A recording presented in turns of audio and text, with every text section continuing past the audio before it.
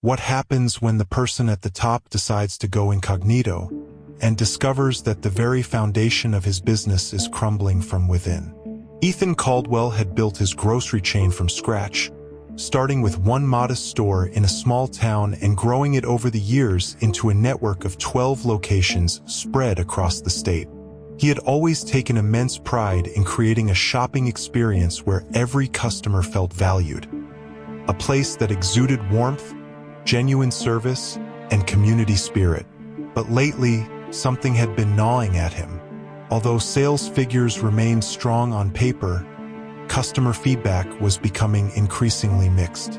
Long checkout lines, curt service, and even more disturbingly, reports that elderly customers were being treated with callous disregard had begun to tarnish the reputation of his once beloved brand.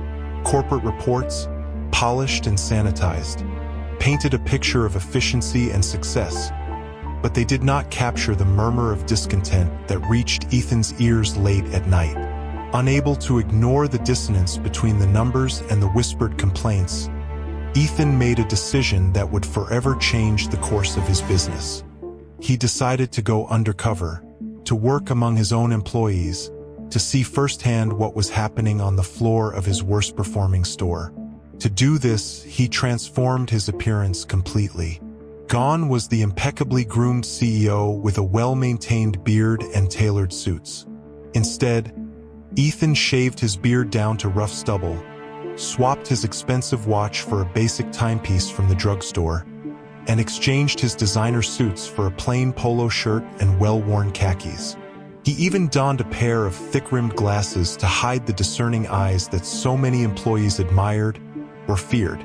His name tag, now reading Eric, was his new identity, a common name that would allow him to blend in seamlessly with the staff.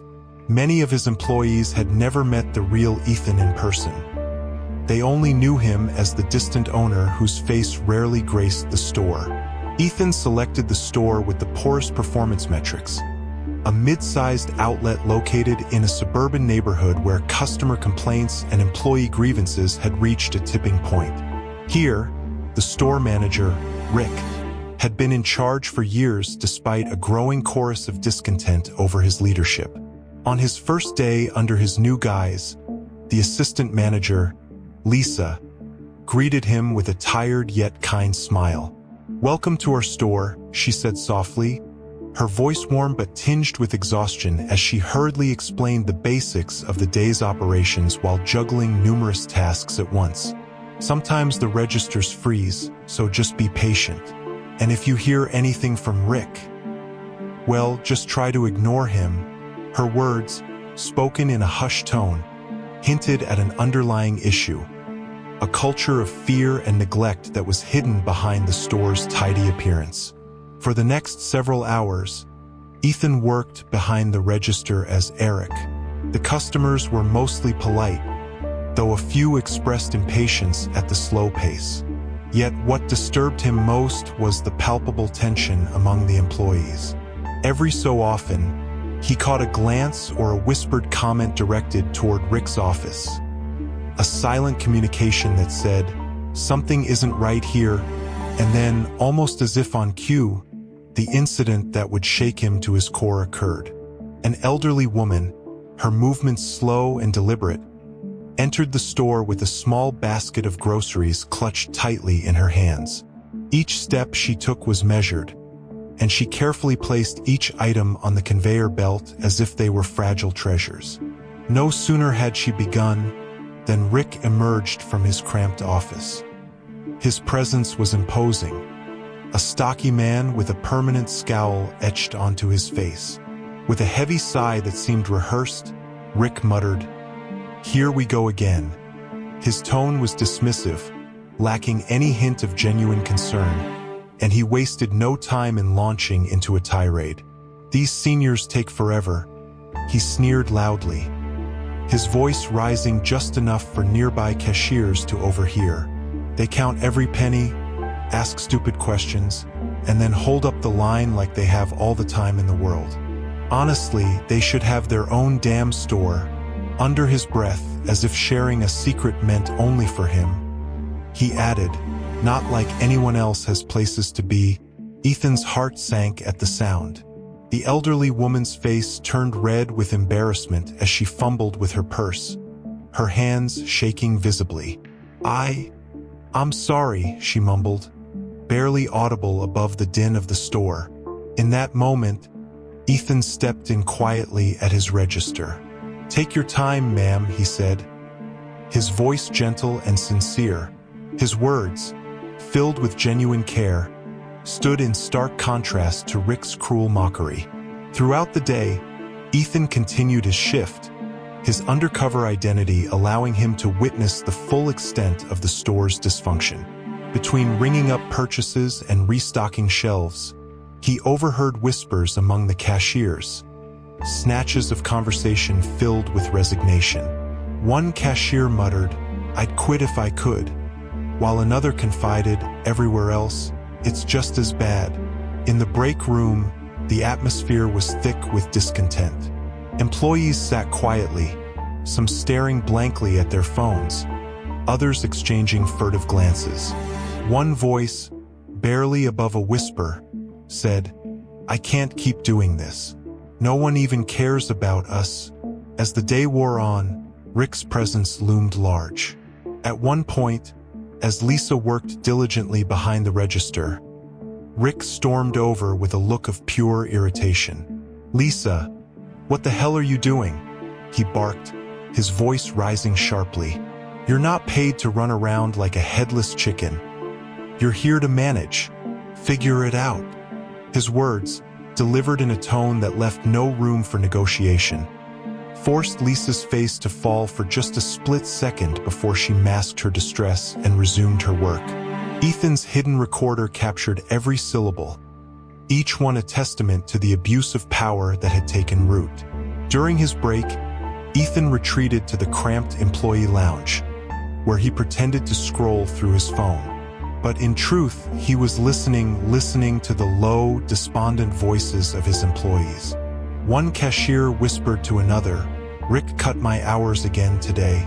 Another added, "And did you hear what he said to Mrs. Thompson? After she's been coming here for years, he told her to shop online instead." Their voices were filled with a blend of anger, fear, and deep-seated frustration. Ethan's grip on the table tightened as he silently vowed that this abuse would no longer be tolerated. That night, as Ethan returned to his home, his mind was a maelstrom of thoughts and emotions.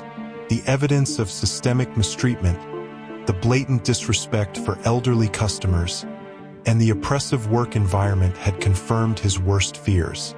He had built his company on the promise of respect and community, yet here was a stark betrayal unfolding right before his eyes. Determined to restore the integrity of his brand, Ethan made a promise to himself. Tomorrow, he would no longer hide behind a disguise. Tomorrow, he would reclaim his store, not as Eric the cashier, but as Ethan Caldwell, the owner who had the power to make things right. The following morning, Ethan arrived at the store with an air of quiet authority. Gone were the disguises. He strode into the store as himself, with his head held high and eyes burning with determination. The atmosphere in the store shifted immediately as employees exchanged startled looks. Some had grown accustomed to the silent tyranny of Rick and the sudden presence of the owner. An owner they had only heard of in corporate memos brought a mixture of hope and trepidation. Without delay, Ethan made his way to the manager's office. He pushed the door open, startling Rick, who looked up in shock. "What are you doing here?" Rick stammered, his voice betraying uncertainty. Ethan calmly removed his name tag from his shirt and placed it on Rick's desk. "I'm Ethan Caldwell, the owner of this chain," he declared, his voice resonant and firm. "For the past 2 days, I've been working on the floor, listening to what's really happening here. I've heard your derogatory remarks about our elderly customers, and I've seen how you treat your staff, cutting hours without cause, overworking those who can't speak up, and using your position to bully and demean His words fell heavy in the silent room. Rick's face flushed a deep red, and he opened his mouth to protest. "Sir, he began, but Ethan's next words cut him off sharply. "No, Rick. These are unacceptable practices that betray everything our company stands for. We built this chain on the principles of respect, honesty, and community service. Your behavior has undermined that foundation, and I will not allow it to continue." For a long moment, the room was deathly silent. Finally, Ethan continued, effective immediately, "You are relieved of your duties. I expect you to collect your personal belongings and leave the premises. We will not tolerate any further abuse of our customers or our staff." At those words, Rick's defiant facade crumbled. His eyes filled with panic as security was discreetly summoned to escort him out of the store. Ethan then gathered the employees in the break room, a cramped space that now felt charged with expectation rather than resignation. "I know this is a shock," he began, his tone both compassionate and resolute, "but change starts now.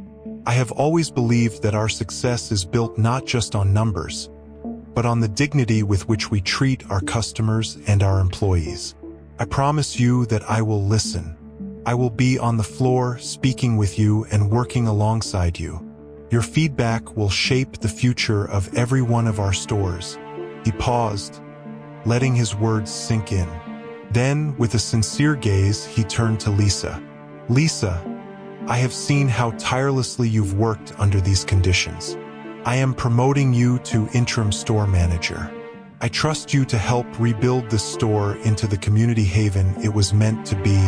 Lisa's eyes widened, and though her voice trembled with emotion, she managed a quiet, "Thank you, Mr. Caldwell." Ethan's next steps were methodical and decisive. Over the following weeks, he personally overhauled the store's policies. He instituted new break schedules so that no employee would be forced to work through exhaustion, and he set up an anonymous feedback system that allowed staff to report mistreatment without fear. Digital displays were installed at every register, transparently showing prices and clearly itemizing every fee so that customers would never again be surprised by hidden charges. Every cost, every surcharge was laid out in plain language, a stark departure from the opaque practices of the past. In the days that followed, Ethan made a point to walk the floor, spending hours at each register, chatting with employees and listening to their concerns. One afternoon, he witnessed a young cashier gently assisting an elderly couple at the checkout. "Take your time, ma'am," the cashier said kindly, and the elderly woman's face softened into a grateful smile. It was a simple moment, yet it encapsulated exactly what Ethan had envisioned when he founded his business. A place where every person was treated with dignity. Later that week, Ethan called a meeting in the employee lounge. The room was filled with a palpable mix of apprehension and hope as employees gathered, many with wary eyes fixed on the man who had once been a distant figure in corporate memos. Standing before them, Ethan spoke with clarity and conviction. "I know the past few months have been difficult, and I know many of you have felt unheard and unappreciated. Today, we start a new chapter. We will rebuild this store on a foundation of respect, integrity, and transparency. I promise you that every employee's voice matters here.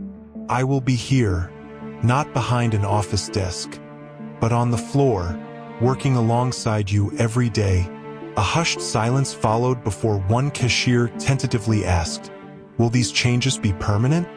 Ethan met the cashier's eyes with unwavering determination. "They will be, because our values are not just words on a piece of paper. They are the very essence of who we are as a company. We will fix this together, one step at a time." In the ensuing months, a remarkable transformation took hold. The store's atmosphere shifted from one of fear and resignation to one of collaboration and genuine care. Employee turnover dropped dramatically, and customer reviews began to reflect the change. Families returned, praising the renewed warmth and honesty of the service. Ethan continued to visit the store frequently, not as an unseen owner, but as a leader who took pride in every interaction. He held regular meetings with staff, discussing not only numbers and targets, but also the quality of customer service and the well-being of every employee. At one point, during a particularly busy afternoon, Ethan observed a scene that warmed his heart. Lisa, now confidently managing the store, was seen checking in with a group of cashiers, offering words of encouragement and guidance. "Remember, we're here to help people, not just to push products," she told them. A young cashier, normally shy and reserved, finally smiled as he managed a difficult transaction with an elderly customer who appreciated the extra care. It was a small moment, but it symbolized the restoration of the human touch that had once made Ethan's business a beacon of community service. One crisp morning, as the store was about to open, Ethan received a message from Lisa. "First full day without Rick's tyranny feels different. In a good way. Thank you for believing in us." Ethan's heart swelled with pride as he replied, "Keep going, Lisa. We're in this together." Later, Ethan decided to visit another one of his stores, one that already boasted high customer satisfaction and strong employee morale. As he entered, he immediately noticed the difference. The aisles were immaculate, the employees were engaged and smiling, and customers were treated not as numbers but as valued guests. At one register, a young cashier greeted an elderly man warmly. "Take your time, sir. We're here to help." The man's face lit up with genuine gratitude, and Ethan felt a deep sense of validation that change was not only possible, it was already happening. That evening, as the sun dipped below the horizon and cast long shadows across the storefront, Ethan stood outside his flagship store. The building now proudly displayed a new sign in bold, clear letters: integrity, respect, trust. It was a promise that resonated deeply with everyone who walked through its doors. In his office, Ethan placed a framed photograph of his very first store next to a newly installed plaque that read, "Trust is earned, one honest deal at a time." It was a daily reminder of why he had built this business in the first place and what it must always stand for. As he locked up for the night, Ethan reflected on his journey. From the moment he had donned a disguise and worked as Eric behind the register, to the dramatic confrontation that had purged toxic management from his store, he knew that the road ahead would not be without challenges. Rebuilding trust and transforming an entrenched culture took time, patience, and unwavering commitment. But as he drove home under the gentle glow of streetlights, his heart was lighter, and a renewed sense of purpose filled him. In the weeks and months that followed, Ethan expanded his efforts beyond the single store. He instituted a comprehensive review process for all 12 locations, introducing anonymous employee surveys, regular unannounced visits, and transparent digital pricing displays that left no room for hidden fees. Every store manager was required to attend leadership workshops that emphasized empathy, ethical practices, and community engagement. One former manager, who had been ousted for perpetuating the old ways, was replaced by a new leader whose track record of ethical management and genuine care for employees quickly won over the staff. Local news outlets caught wind of the dramatic turnaround. Headlines soon read, "Undercover Boss Rewrites the Rulebook on Grocery Service," and "From Tyranny to Trust." How Ethan Caldwell transformed his stores. Customers who had once felt exploited returned in droves, their voices joining the chorus of praise for the renewed commitment to transparency and respect. Families shared stories of how the new environment had made shopping a pleasant, even uplifting experience, and the community began to rally around the revitalized brand. At a special community appreciation event held in the largest of his stores, Ethan addressed a crowd of loyal customers and hardworking employees. "Today, we celebrate not just our success, but our shared values," he declared, his voice echoing with sincerity and conviction. "This isn't merely a business transaction, It's about building a community where every person is treated with the respect they deserve. I promise you that from this day forward, integrity and honesty will be at the heart of everything we do. The applause that followed was not thunderous, but it was steady and genuine, a reflection of the trust that had been so painstakingly rebuilt. As the months turned into a year, the transformation at Ethan's grocery chain became a model for ethical business practices in the industry. Employees were no longer afraid to speak up, and customer service became the cornerstone of the company's identity. Ethan himself made it a point to remain accessible, often visiting stores unannounced and engaging directly with both staff and customers. His personal touch was felt in every interaction, and his commitment to doing the right thing resonated throughout the organization. Ethan's journey, from the moment he went undercover to the sweeping changes he implemented, became a powerful reminder that true leadership is not about distance or titles. It is about presence, empathy, and the courage to face uncomfortable truths head-on. As he continued to lead with integrity, the values he had instilled in his business not only restored trust but also set a new standard for the entire industry.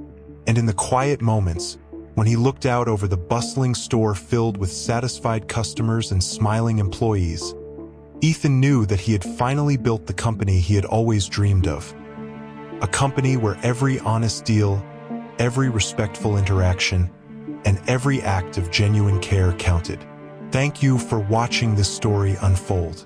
If you found this narrative as eye-opening and transformative as it is inspiring, please like, share, and subscribe for more tales of accountability, change, and true leadership. Turn on the notification bell to join us as we continue to explore how doing the right thing can rebuild even the most broken systems, one honest action at a time.